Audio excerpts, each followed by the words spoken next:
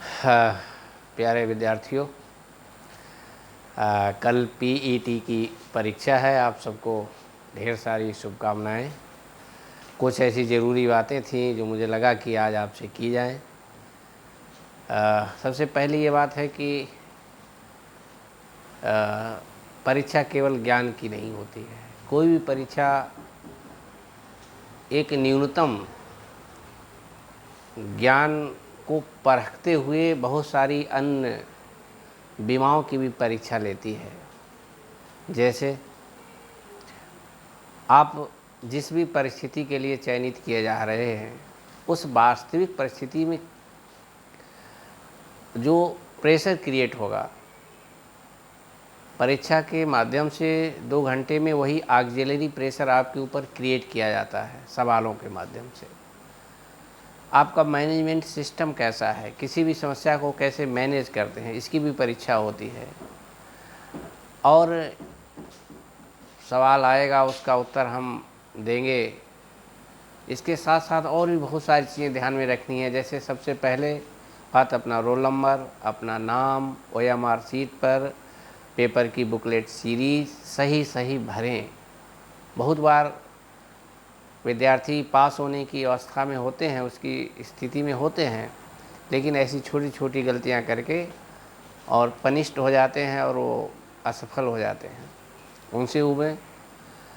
परीक्षा से एक रात पहले एक कॉमन समस्या ये कि नींद नहीं आती है, बेचैनी होती है, ये नहीं पढ़ा, वो नहीं पढ़ा, दुनिया सारी बातें। लेकिन थोड़ा धैर्य रख के ये सोचें कि आपने बहुत कुछ पढ़ा भी तो है। पेपर सरल होगा, कठिन होगा, इन सब बातों का कोई मतलब नहीं है। अगर किसी परीक्षा में 10 अभ्यर्थी पास होने हों, तो 10 ऐसे अभ्यर्थी जो उन पास वाले के बराबर काबिलियत रखते हैं, केवल इन्हीं सब बातों की वजह से फेल हो जाते हैं। कि परीक्षा से पूर्व उनकी मानसिक स्थिति कैसी है, परीक्षा को कैसे हैंडल करना है। कहने का तात्पर्य ये है, सब मानसिक युद्ध है। अब ये मेंटल वार है जो आपको उन 2 घंटों में पूरी तरह से ऊर्जावान रहते हुए अपने प्रदर्शन करना है, अपना नैसर्गिक। कुछ बातें हैं जो जितनी संभव हो सके आपके काम आए। पहली बात तो ये है कि परीक्षा से पूर्व की आज रात बढ़िया से सोना है, थोड़ा देर तक सोएं। सामान्यतः पेपर 10 बजे से है, तो पूरी नींद लें। ठीक, नींद नहीं आए तो सामान्यतः ग्लूकोज आदि कोई ऐसी मीठी चीज़, छेना, रसगुल्ला, पेड़ा, बर्फ़ी आदि खा सकते हैं। ग्लूकोज की मात्रा थोड़ी ज़्यादा है तो आपको नींद आएगी। लेकिन याद रखें, कल जब पेपर है तो सुबह ऐसी कोई चीज़ नहीं खाएं जिससे ग्लूकोज की मात्रा अधिक हो, उससे आपको सुस्ती आएगी। आप उसके लिए फल खा सकते हैं, केला, सेव आदि पहले से लेकर के रखिए, या अधिक से अधिक चॉकलेट आदि का सेवन कर सकते हैं, इससे ज़्यादा नहीं। दूसरी बात, पेपर होने को होता है 1 दिन पहले, 2 दिन पहले र्यूमर बहुत उड़ते हैं कि पेपर आउट हो गया, इतने पैसे दे दो तो पेपर मिल जाएगा सलूशन। इन सब बातों से बिल्कुल दूर रहें। सामान्यतः 99.99% ये फेक न्यूज़ होती हैं, झूठे आप ठगे जाते हैं। एक और कई दफ़े तो ऐसा होता है कि 10,000, 20,000, 5,000, 2,000 में भी पेपर बिकने की बातें लोग करते हैं। लेकिन ज़रा आप सोचिए, जब इतने बड़े पैमाने पे पेपर आउट होके बिकेगा तो क्या वो पेपर रद्द नहीं हो जाएगा? पहले तो ये होता नहीं है, सब झूठ की खबरें होती हैं। इन जाल में, सोशल मीडिया के बहकावे में कतई नहीं आए। आपकी तैयारी अच्छी है, आराम से इत्मीनान से परीक्षा दें। दूसरी बात, ये प्रीलिम्स टाइप की परीक्षा है, असली परीक्षा इसके बाद होगी। क्योंकि इन छोटी परीक्षाओं में, गा समूह की परीक्षाओं में पहली बार ये प्रयोग किया गया है कि 2 स्तरीय किया गया परीक्षा को। पहला ये पीईटी के रूप में, और दूसरा इसके बाद मेंस टाइप में होगा। तो प्रीलिम्स टाइप है, मास में लोग पास होंगे, बड़ी वैकेंसी आएगी, 40,000, 30,000, उसका 15 गुना लोग बुलाए जाएंगे। तो अगर 30,000 वैकेंसी आती है तो 15 गुना कर दीजिए, 4.5 लाख लोग मेंस देंगे। ज़रा सोचिए, अगर आप 450 लाखवां स्थान नहीं पा सकते तो क्या आप सच में लेखपाल बनने के उत्तराधिकारी हैं, जिसकी वैकेंसी मुश्किल से 5-6 हज़ार होगी? बीएसए ऑफिस में बाबू बनने के लायक हैं, आरटीओ ऑफिस में बाबू बनने लायक हैं, कहीं भी। और अच्छे पद होंगे, ये सारे अधिकारी ऑफिस में आप जो क्लर्क के पद हैं वही सारे पद इसमें रहेंगे। बढ़िया से परीक्षा दें तो इस र्यूमर से कतई दूर रहें कि पेपर मिल रहा है, इतना पैसा दे दो, 2000 दे दो, 5, सब झूठी खबरें होती हैं, कतई उस जाल में नहीं फंसें। दूसरी बात, परीक्षा के 2 घंटे में जो प्रेशर क्रिएट होगा वो जानबूझ के किया जाता है, वो परीक्षा का हिस्सा है। जब आप फील्ड में अपने जॉब में जाएंगे तो वहाँ इससे भी कठिन परिस्थितियाँ आएंगी, तो उसे जांचने का तरीका है, इसे सामान्य मान के बिहेव करें, सबके साथ होता है। दूसरा, परीक्षा 2 घंटे के दौर में या जब 1 घंटा रह जाता है, पेपर ख़त्म होने का आधा घंटा रह जाता है, 15 मिनट रह जाता है, तो आपकी हार्ट बीट बढ़ती है, वो धुक धुक, उस धुक धुक को नियंत्रित करना भी एक परीक्षा है। बिल्कुल सबके साथ ऐसा होता है। आप जीवन भर परीक्षाएं दें लेकिन फिर भी परीक्षा में सबकी वही दशा होती है।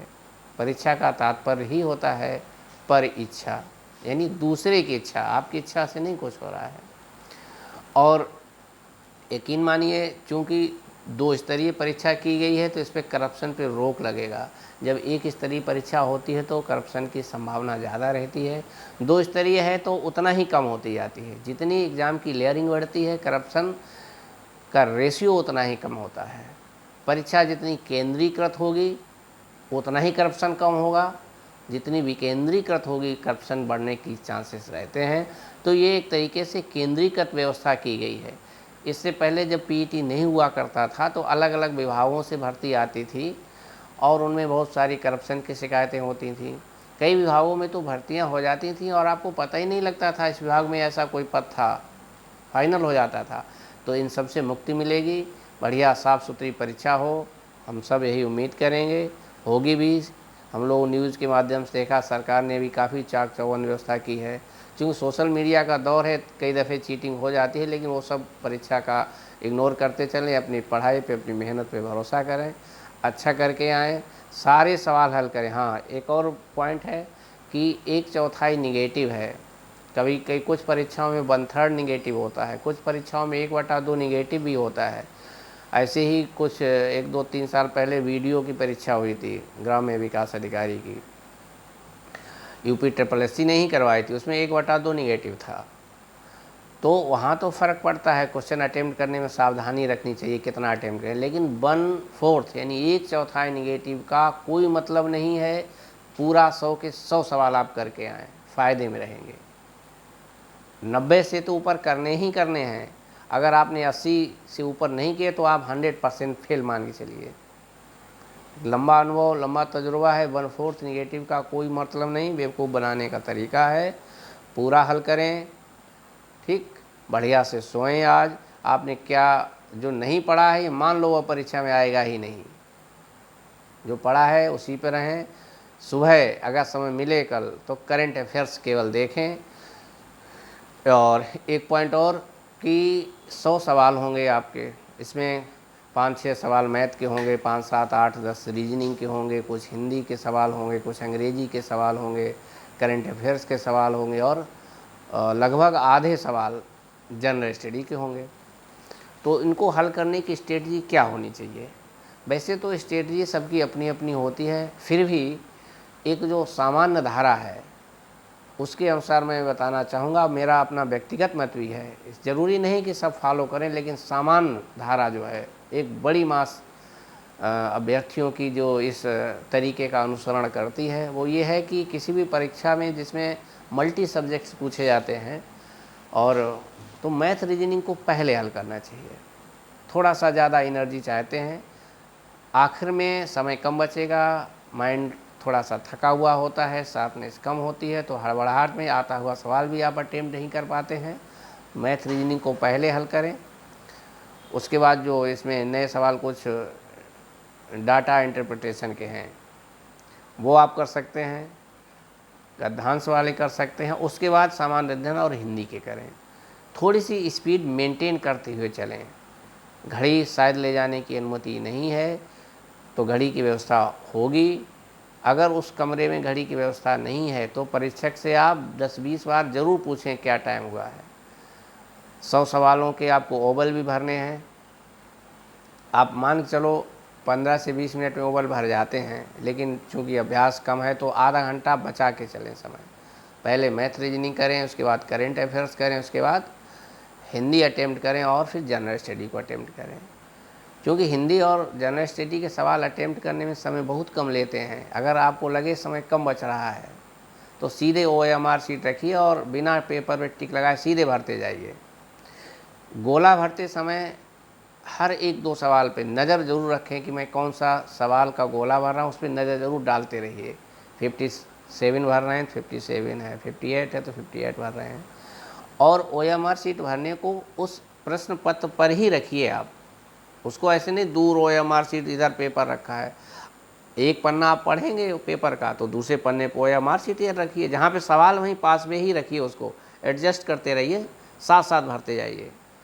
अब गोला भरने के भी तरीके हैं। कुछ लोग ऐसा करते हैं कि एक सवाल किया गोला भर दिया, दूसरा किया गोला भर दिया। कुछ लोग करते हैं कि 20 सवाल कर लिए फिर गोला भर लिए। कुछ लोग करते हैं कि 50 सवाल अटेम्प्ट कर लिए, चिन्ह लगा दिए ऑप्शंस पे, फिर गोला भर दिए। कुछ लोग पूरा पेपर करके भरते हैं। कोई भी तरीका आप अडॉप्ट कर सकते हैं जो आपको सुविधाजनक लगे।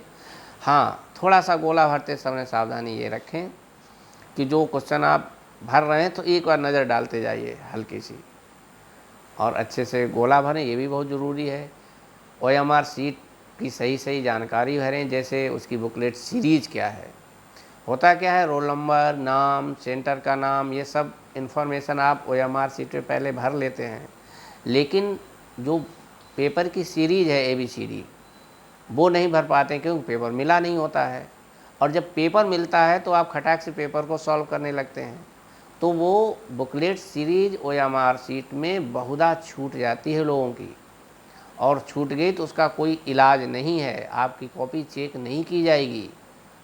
इसलिए सावधानी से पेपर मिले तो सबसे पहले बुकलेट सीरीज फिलअप कर दें, रोल नंबर सही भरा हो।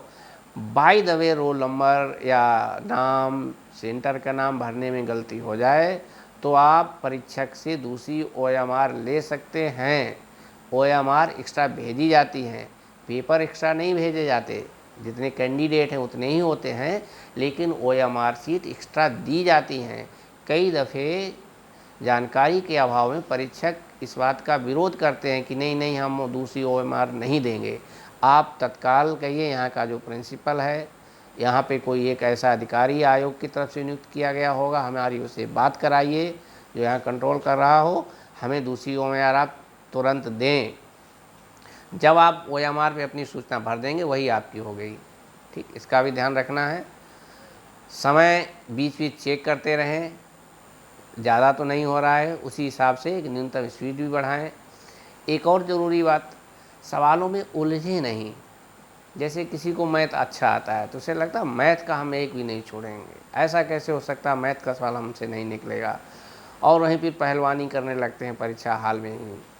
5-7 मिनट व्यर्थ किए और सवाल फिर भी नहीं आया या आ भी गया, तुरंत आप जंप कर जाओ, स्किप कर जाओ, लास्ट में समय मिले तो देखेंगे, तुरंत जंप, कोई ईगो नहीं है। कुछ अनुभवी परीक्षकों का, पेपर सेटर्स का, जब वो रिटायर हो गए तो उन्होंने अनुभव शेयर किया कि कोई भी पेपर छोटा बड़ा हो, सारे पेपर्स बनाने वाली कमेटी में एक मनोवैज्ञानिक भी रखा जाता है, और वो इसलिए बड़ा सवाल देना, कई दफ़े चारों ऑप्शन, सवाल बहुत सरल होता है, तथ्यात्मक होता है, लेकिन फिर भी ऑप्शन गलत होते हैं। तो पुराने परीक्षकों का कहना है ऐसा कई दफ़े जानबूझ के भी किया जाता है, साइकोलॉजिकली। उनका मानना है कि जो बच्चा स्मार्ट होगा वो क्वेश्चन को जंप करके आगे निकल जाएगा, और जो थोड़े से उलझने वाले नेचर का होगा वो इसमें उलझा रहेगा, और जो बच्चा पेपर में उलझेगा, मनोविज्ञान ये मानता है कि वो फील्ड में जाकर भी अपने जूनियर सीनियर से उलझेगा, इसलिए उसको रोकना ज़रूरी होता है। ऐसा भी करते हैं। कई दफ़े ऐसा भी होता है जब आप सवाल को पढ़ते हैं और आप सवाल को बहुत अच्छे से आपको आता है, लेकिन चारों ऑप्शन गलत दिख रहे हैं आपको। अब आपके सामने बड़ी विचित्र परिस्थिति है कि आप किस ऑप्शन को टिक करें, तो ऐसे में इंग्लिश वर्जन ज़रूर देख लें। हमारे न केवल उत्तर प्रदेश में बल्कि हमारे देश में, आपको एक ज़रूरी सूचना दे दूं, सारे पेपर्स अंग्रेजी में बनाए जाते हैं, चाहे वो लोक सेवा आयोग के पीसीएस के पेपर हों, आईएएस के पेपर हों, चाहे छोटी परीक्षाओं के हों, सारे पेपर्स अंग्रेजी में बनाए जाते हैं और फिर उनका हिंदी में ट्रांसलेशन किया जाता है, हिंदी में या दूसरी भाषा में। In the case of dispute, English version considered true, only and only English version considered true.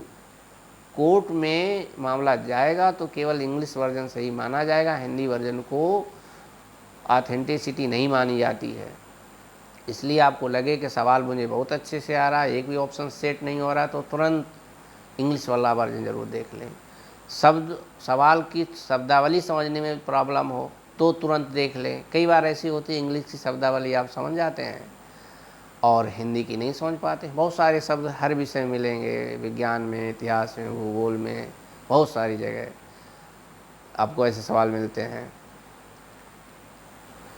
तो हिम्मत रखें, परीक्षा केवल ज्ञान की नहीं होती है, धैर्य की, आपके प्रबंधन का गुण कितना है, प्रेशर को आप कैसे सहन करते हैं, क्योंकि फील्ड में इससे भी ज़्यादा होता है।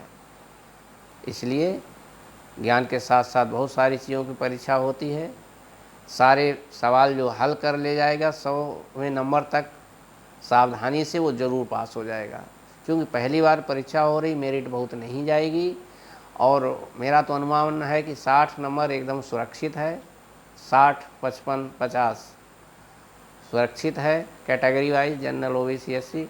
और हो सकता है वैकेंसी अगर अच्छी आई तो 50 वाले भी जनरल में सेफ हो जाएं। कई दफ़े कुछ बच्चों की अच्छी तैयारी होती है, जो अनुभव में देखने को आया है, हम लोगों ने भी अपने लाइफ में बियर किया है। कई दफ़े तैयारी अच्छी होती है तो बच्चा बहुत अतिरिक्त प्रयास कर बैठता है और उस अतिरिक्त प्रयास में वो अपना सामान्य प्रदर्शन भी नहीं कर पाता है, बहुत ख़राब परफॉर्मेंस हो जाता है। जैसे क्रिकेट की भाषा में कहें कि कोई गेंदबाज ठीक ठाक चल रहा होता है तो वो एक्स्ट्रा प्रयास करने के चक्कर में, विकेट लेने के चक्कर में वाइड गेंद फेंक देता है, लेंथ ख़राब कर लेता है। तो इससे बचें। आप नेचुरल तौर पे आप जैसे हैं वैसे ही परफॉर्म करें। मान चलें हम घर पे पढ़ रहे हैं, बस ये ध्यान रखने चूँकि 100 सवालों तक हम पहुँचें। सामान्यतः चाहे ए सीरीज हो, बी सीरीज हो, सी हो, डी हो, कोई हो, लास्ट में सवाल अपेक्षाकृत सरल रहते हैं। ये कोई नियम नहीं है, लेकिन अपने अनुभव के आधार पे मैं ऐसा आपको शेयर कर रहा हूँ। लास्ट में थोड़े से सरल होते हैं। कई दफ़े आप लास्ट में 7 सवाल छूट गए, उनमें से 5 आप कर पा रहे थे, ऐसी स्थिति बन जाती है। तो इसको अवॉइड करें और ढेर सारी शुभकामनाएं। अच्छा करेंगे और असली पेपर या असली तैयारी तो इसकी मेंस की होगी। प्रीलिम्स में बहुत सारे लोग पास होंगे जिनकी तैयारी मध्यम दर्जे की है, वो भी होंगे। अच्छे वाले तो होंगे ही, मध्यम भी होंगे, जिनकी औसत से कम है वो भी पास होंगे। लेकिन फाइनल सिलेक्शन उसी का होगा जो 25 तारीख से पुनः पढ़ाई में जुट जाएगा। हाँ, 25 तारीख से पुनः जुट जाएगा। और आगे मेंस के जो बैचेज चालू होने वाले हैं, यूपीएसआई की परीक्षा का बैच अच्छे से चलेगा। यूपी टीईटी और सीटेट के भी चलेंगे। सुपर टेट की वैकेंसी आने में दुविधा है, इसलिए जो लोग टीचिंग एग्ज़ाम की तैयारी कर रहे थे वो भी इस पीईटी को अच्छे से दें। क्योंकि बेसिक में बहुत सारी भर्ती हो चुकी है, तो सरकार का ऐसा मानना है कि अब उसके पास गुंजाइश नहीं है, ना बजट है और न ही भर्ती करने के मूड में है। तो इसलिए आगे जो भी परीक्षाएं हैं, यूपीएसआई है, पीईटी मेंस है, अच्छे से पढ़ाई करें, सफल हों। बहुत कठिन नहीं है, थोड़ा सा साहस और हिम्मत रखना है आपको। 2 घंटे में आखिरी मिनट, आखिरी सेकंड तक जूझना है आपको। अगर आपको लगता है कि आप कुछ क्वेश्चन और अटेम्प्ट करना चाह रहे हैं और आपको क्वेश्चन नहीं आ रहा है, आप तुक्का मारना ही चाहते हैं, तो हमेशा सी ऑप्शन चुनिए, सही होने की संभावना ज़्यादा रहती है। फिर मैं कहूँगा ऐसा कोई सिद्धांत नहीं है, अपने अनुभव के आधार पर ये बात कह रहा हूँ। सी ऑप्शन अक्सर सही निकलते हैं ज़्यादातर, जब आप तुक्का ही लगाएं। और मेरी अपनी व्यक्तिगत सलाह है कि 1/4 निगेटिव कोई ख़ास मायने नहीं रखता है। इसको आप बिल्कुल पेपर को ऐसे ही ट्रीट करें जैसे निगेटिव मार्किंग है ही नहीं। फ़ायदे में रहेंगे। बहुत बहुत धन्यवाद। अच्छे से सोएं और बढ़िया से एनर्जेटिक होकर पेपर दें। आत्मविश्वास के साथ ज़रूर सफल होंगे। वीडियो बहुत लेट बना, लेकिन आपके हिम्मत बढ़ाएगा। परीक्षा हाल में आपको घबराहट हो तो ज़रूर ये बातें याद करें, आपको संबल मिलेगा। बहुत बहुत शुभकामनाएं। थैंक्स।